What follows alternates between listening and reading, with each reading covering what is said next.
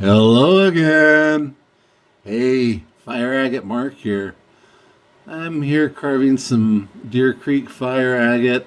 I've also got some Slaughter Mountain and some Aguas Calientes that I've been doing. This is some beautiful old high grade from the 70s. So it was probably mined in 1972 to 1975. This was before Fire Agate had gained a lot of popularity. A lot of the popularity came in the later 70s, 76, 78, 79. There were a few master carvers out there that were creating fire agate that was going to the fireagate.com collection. That was also known as the Bob Beaudry collection. Bob Beaudry was an eccentric who had reportedly filled up his swimming pool with high-grade fire agate. He would just hoard the stuff, go to the shows, pay top dollar, buy buckets upon buckets of the stuff. So some of the gems that have gone from this collection have gone for excessive amounts of money, or surprising amounts of money, but they're just beautiful stones. So these were in a private collection that hasn't been seen in 25 years. I got to pull some old stuff out of storage and knock a few layers of dust off, wash them off, and this is what I've been carving from. So I'm just going to do some touches, and I don't know, I'm just going to kind of clean up those bubbles a little bit, go deeper wherever there's brown, avoid the colors. I will be working with a mask, so I'll be silent. I may be coming in and doing some narration later. If you haven't yet, please like and subscribe. Make sure you follow so we can do some more carving videos. If you have any questions, fireagatemark@gmail.com is my email. Or you can check us out at ourminerals.net. I'll be carving with Varenkor bits. This is a medium grit Varenkor cylinder. You can get these through Syntech Inc. They have the Varenkor, Varenkor, solid sintered diamond bits. These things are amazing tools. They're a little more expensive, but they last a long time. So, without much further ado, I'm going to put a mask on and get carving.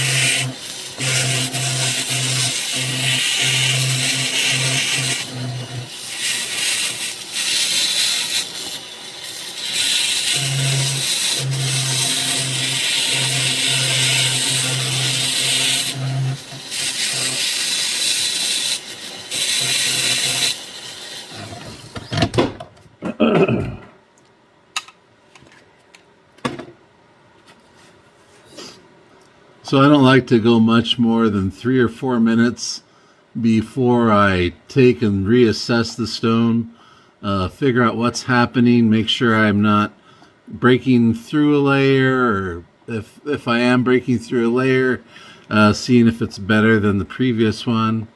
So just kind of seeing where I need to go from here. So this is a good time to, let's see, we can really zoom in and see what's going on. Let's see, just get a pointer real quick. There we go. So one of the things I'm noticing in this region here, there's a little dead spot. There's a little hole of a bubble right there. You can see where it's a void, where there was some saginite spray that popped out, and unfortunately it didn't appear the way the same bubbles, or the way the rest of the bubbles do. So there will be a little bit of a dark spot there. It looks right underneath this gold. There's purple and green. I'm just still slowly working in that little collar till I can get to more of this green purple.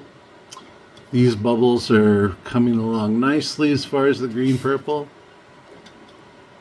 There we go. I'll continue working this stone. It's a good size stone. It's roughly the size of my thumb. It's pretty big.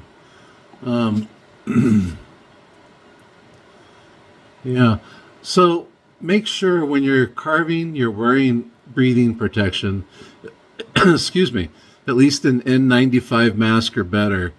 You don't want to be breathing the silica dust because it can cause silicosis, and that's very dangerous in the long run. Can lead to a lot of complications. It's a fun hobby, so just take care and protect yourself. All right, I'm going to switch up bits and then we'll be right back. All right, I'm going with the lavender rounded cylinder. Sorry for the noise.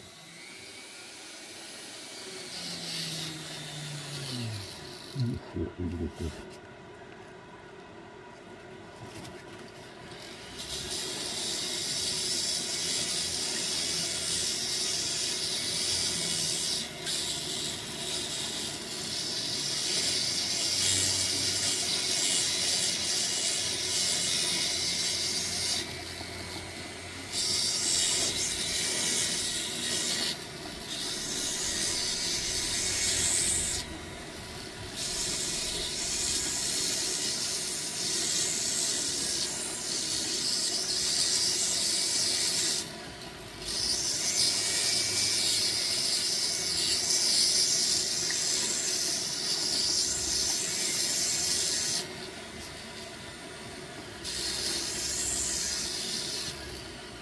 I'm sorry it keeps going out of focus.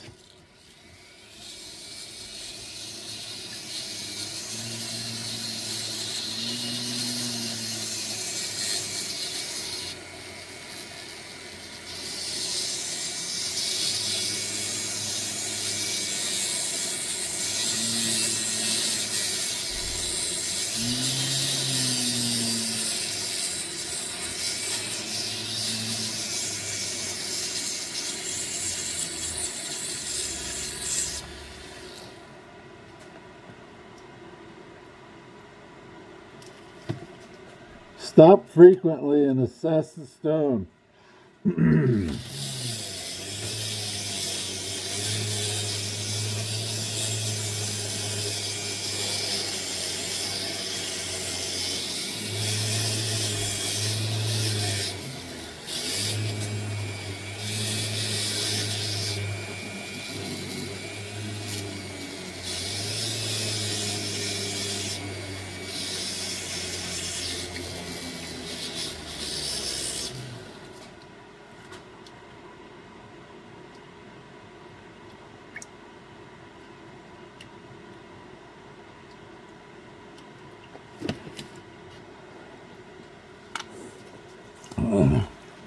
So, excuse me, one of the things I am going for here, I want to highlight these little micro bubbles. Let's get my pointer again. I like these little micro bubbles, how they change from purple to green. And there's some yellow and some other colors that appear in there. So that's what I'm trying to accentuate. Basically, I'm just leveling the stone off, and once I have it where I want it, I could always go in either with a Nova Point or a Diathin or Diaflex and give it a little more definition, wherever it might still be a little bit cloudy or milky, and then I can go in and do a little touch up here and there. But this is what I'm going to continue doing, is rounding the stone out. I'm going to come back with something, let's see, probably a blue or a red, and I'm going to put a slight bevel on the outside. I don't want a sharp edge the way it is. It's set nicely because if you put the silver up and around and lock it in this way, it'll be locked into the setting. So it's kind of this reverse bezel in this one, or like this. Usually I bevel them outward so the silver can come, lap over and really hold it in place, and then just grab onto the very edge. But just to keep anything from happening, I think I'll just round out the edge, and then I'm going to continue smoothing the inside.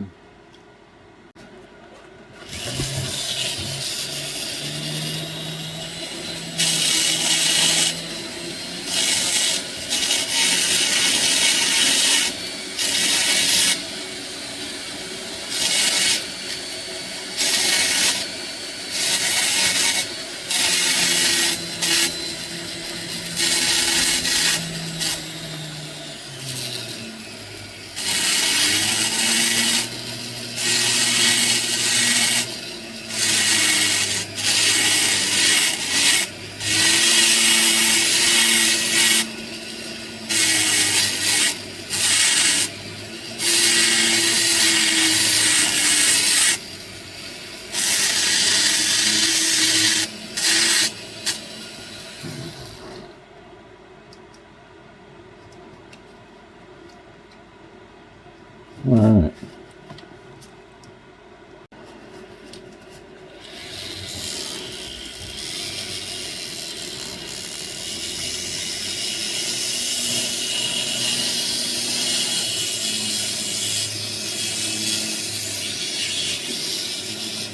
I try to use the entire breadth of the tool.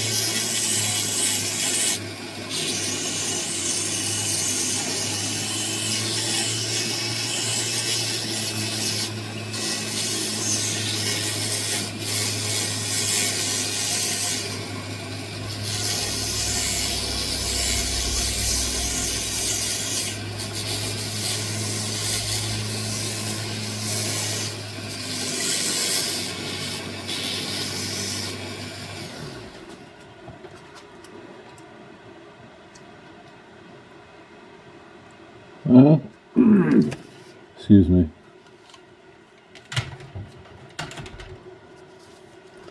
Whew. All right. So what I'd like to do is maybe stop grinding now, and I'm going to start doing more of a sanding and refining. And that's, even if I'm doing it with 3,000 or 6,000 or 10,000 grit, it's still basically sanding until we smooth that. And even with a polish, I mean, shoot, even if you're polishing to 50,000, it's essentially 50,000 grit that you're polishing, you're sanding to. So we'll continue along those lines. I'm going to start to, let's see, I think I'm going to dop the stone. It's pretty big. I don't think we need to dop this. It might be easier to polish off a dop stick because I still have to true the bottom. So I'm going to give it an initial polish now as we go, and then I'll finish up later, and we'll be right back. Thanks for watching. I just wanted to go a little deeper here.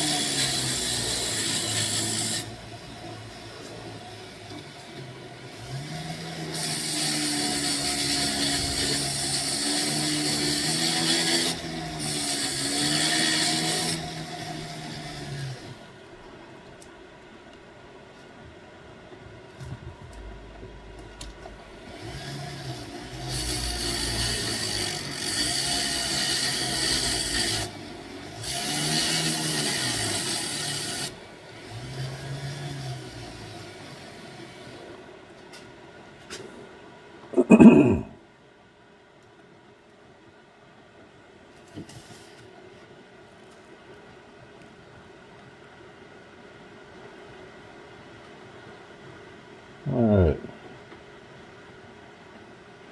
It's definitely working to clear that up.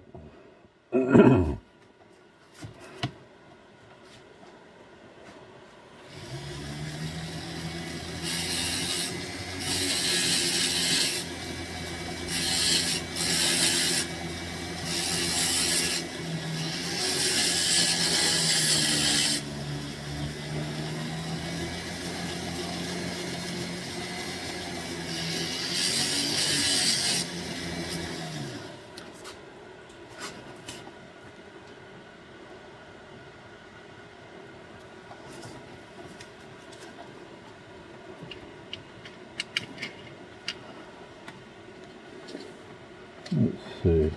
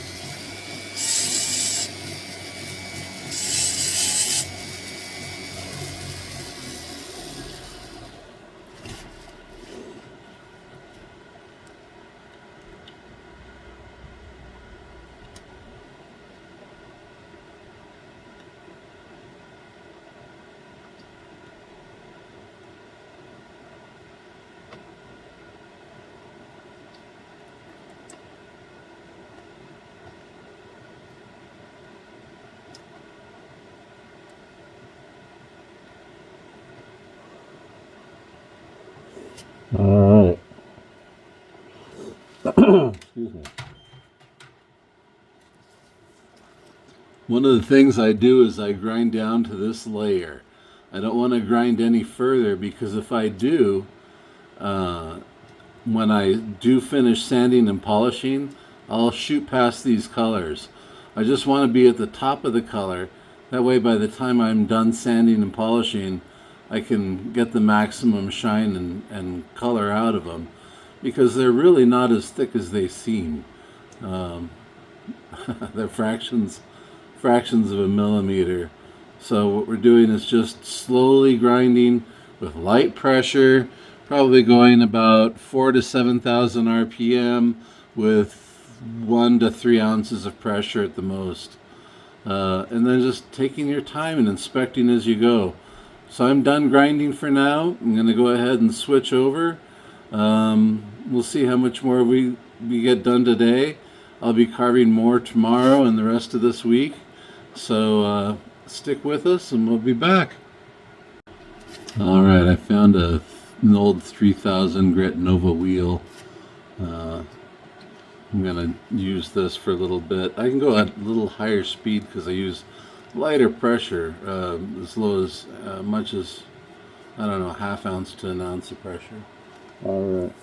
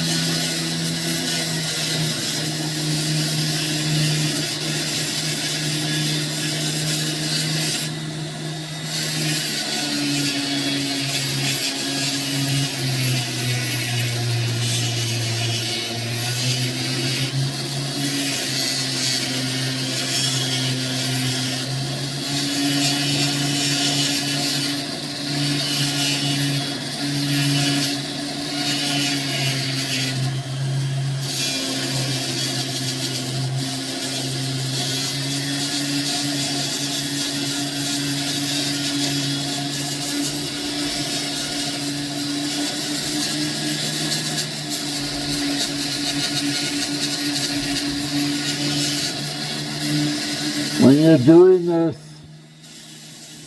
Make sure you use a lot of water still. You don't want the agate to get too hot or burn up, or your bits to burn up either.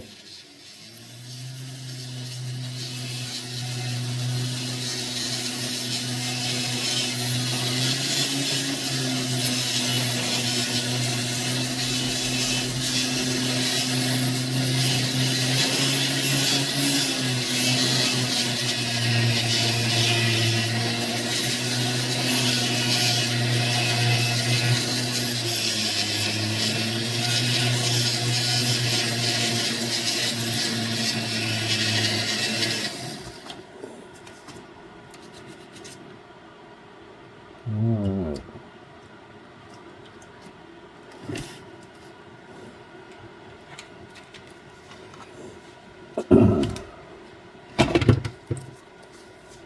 Alright. Let's see. Get under better light.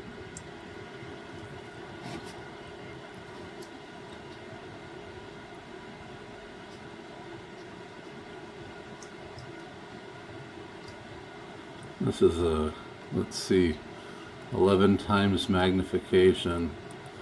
I'm just kind of looking at it. It's not how the stone appears. Obviously, that's not the size of my pinky. This is how the stone's going to appear.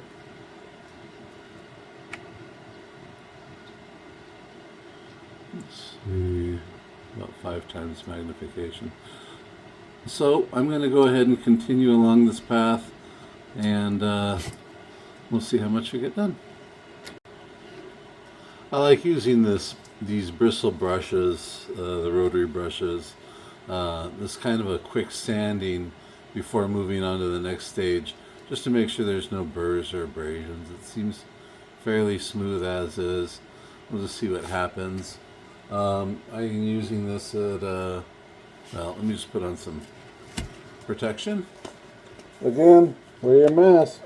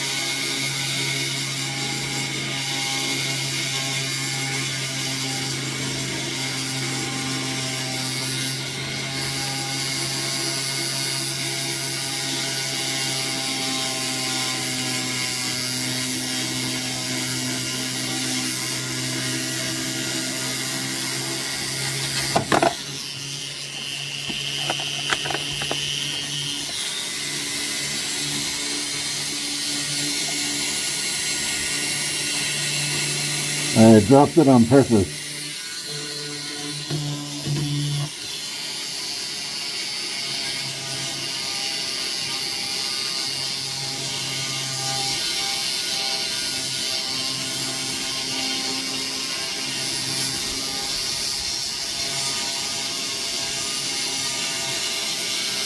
All right.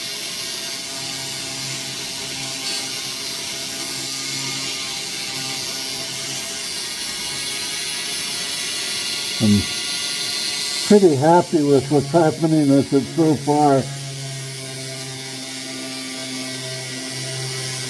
I'm going to increase my speed a bit.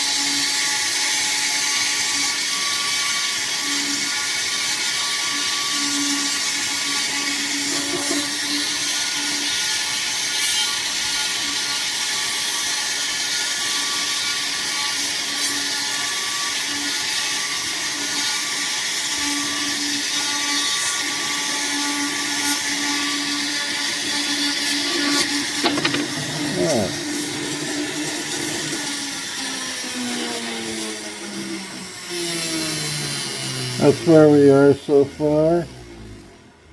I'm going to go ahead and wash up the stone and we'll try a first layer polish.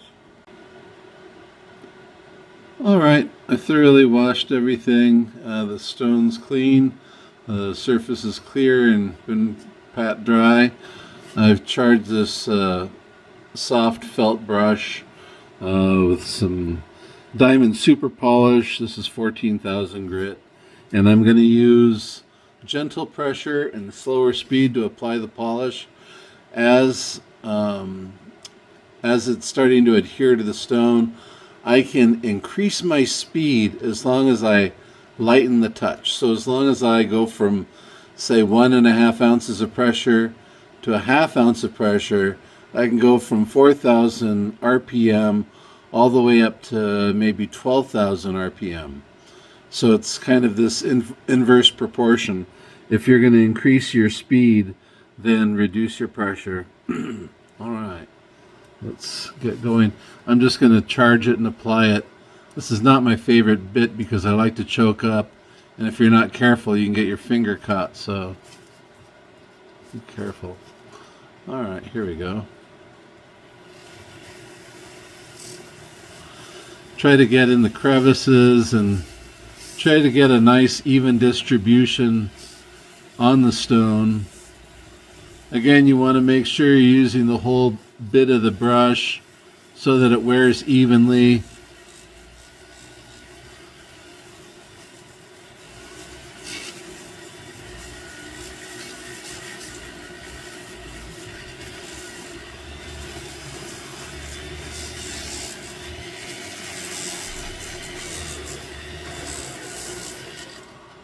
Well, I'm going to have to switch bits really quick because I have to get into that crevice.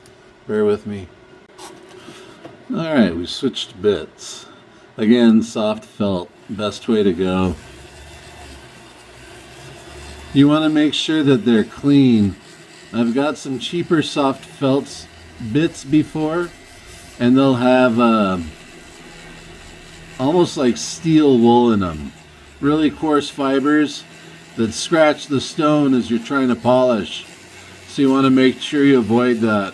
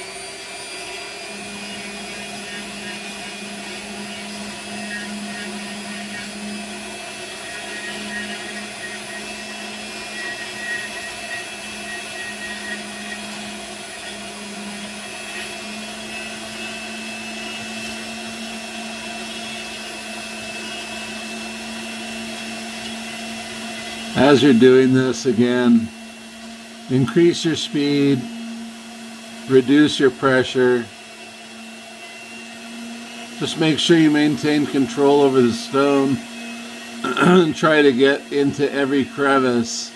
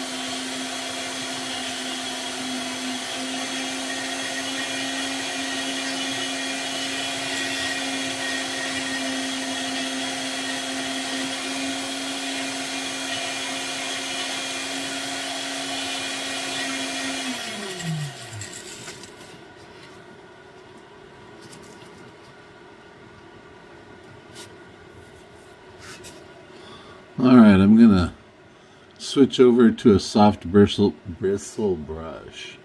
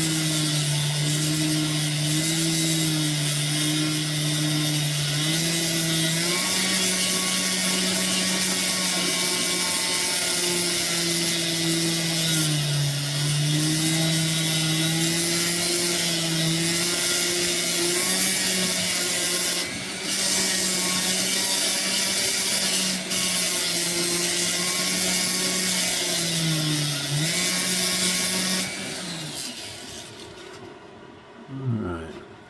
Again, I'm going to go wash the stone and then check it again. So that polish is starting to come in. I'm sorry it's tedious to continue just polishing, trying to get in those crevices. It's a little bit like watching paint dry for a while until it's all said and done. But if you want, I'm going to continue just doing this here. Let's see. Oops, wrong one.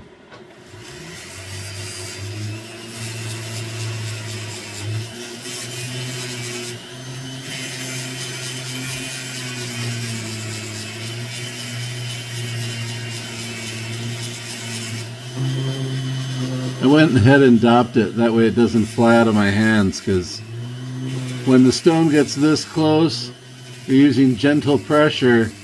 You don't want to have to bear down on the stone to hold it, just so you can control it. And you don't want it this close to done and have it fly out of your hand across the room and break. Yeah. I've had that happen a few times.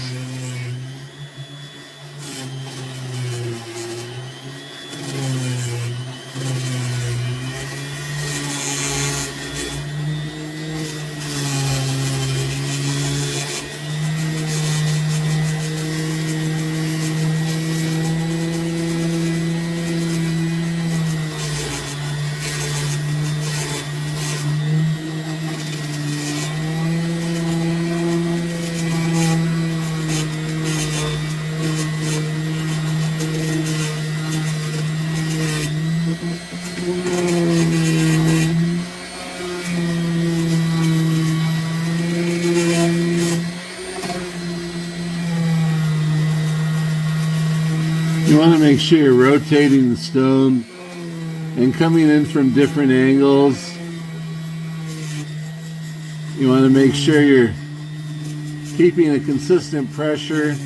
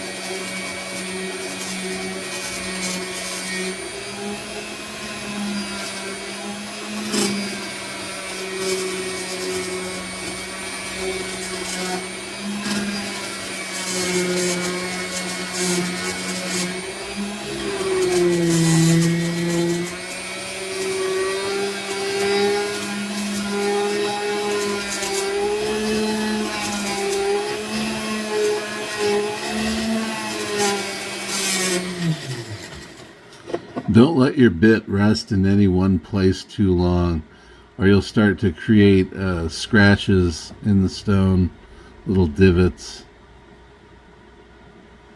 All right. I still have to use that pointed one again really quick. That way I can get into that divot.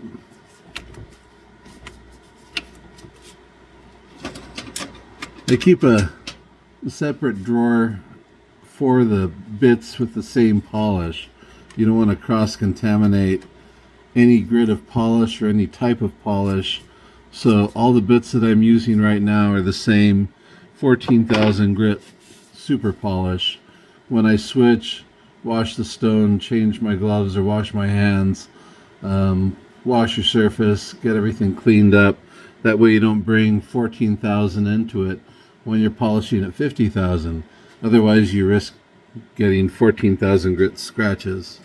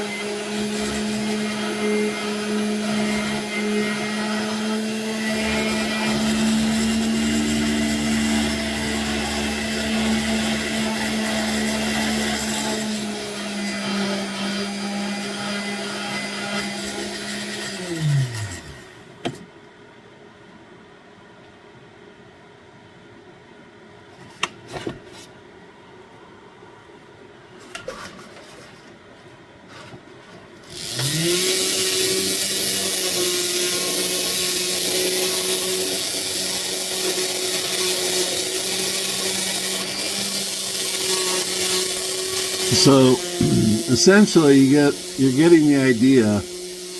For the polish, I'll switch between felt, soft bristles, go back and forth, clean it up, wash it, wipe it down with a microfiber cloth, see what my progress is, keep going back and forth. Anything that I missed, I go back and touch up.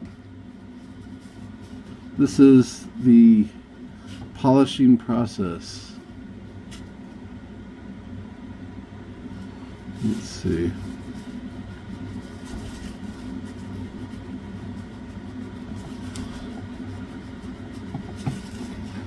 I do like the microfiber, they work really well. And as you can see, the stone is really shaping up, the colors are starting to pop. Everything's more prominent. It'll be better once it's fully polished. You can see under magnification, there's still some little burrs around the edges where I still have to continue going a little bit further. This is under, how much magnification are we at? 18 times? Yeah, so once it's all said and done, it'll be smooth, it'll look a lot more fluid, the light will play off it better.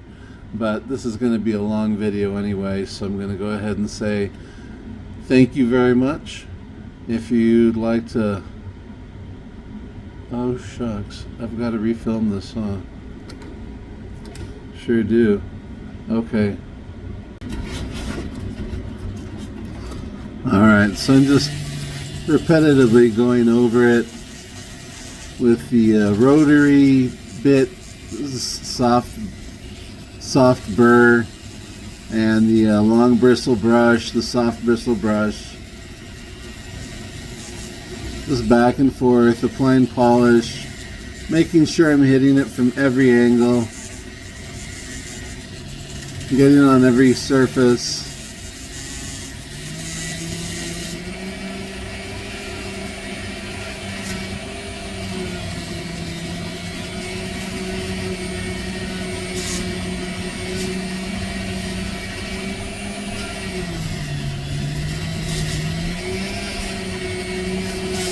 This whole process could take an hour or several hours of polishing, depending on how many twists and turns and little burrs you have.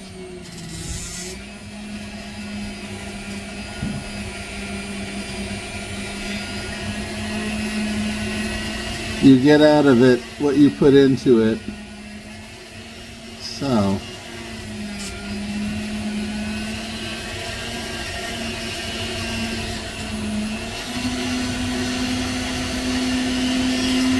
I do have some really amazing Deer Creek available. I'm doing a small release of some high-grade lots. And this is all the stuff from the 70s. It all is showing color. And there's really good potential for finding imperial color in there once you dig down a little bit further.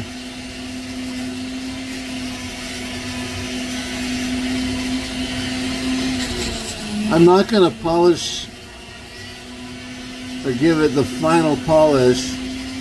I may bring that out, but I'm really hesitant to give it its final polish until the back and the sides are done. Because if anything happens and it goes sizzling across the room, has a ding, that's something I have to repair before she's done.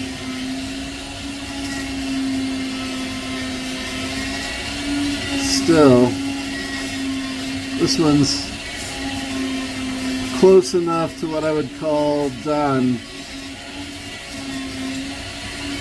without the back and sides being finished.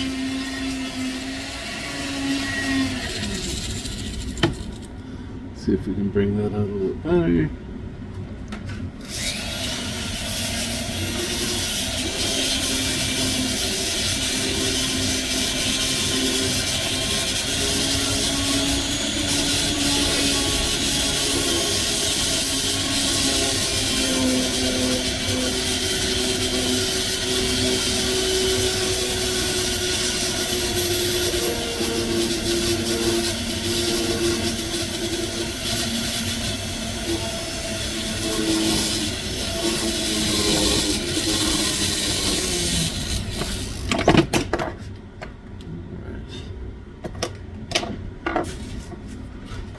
And it still needs to be washed. Let's see what we see so far. All right. Well, that's a beautiful polish. Still has a little ways to go, but that's a nice long video. Thanks for watching our minerals videos and Fire Agate Mark, and there's some little Deer Creek. A little idea of what we have available. We'll be carving a lot more. You'll be seeing more of me. Well, more of Fire Agate and more of me. Y'all take care. Have a beautiful night. Don't forget to click like and subscribe. We'll see you soon.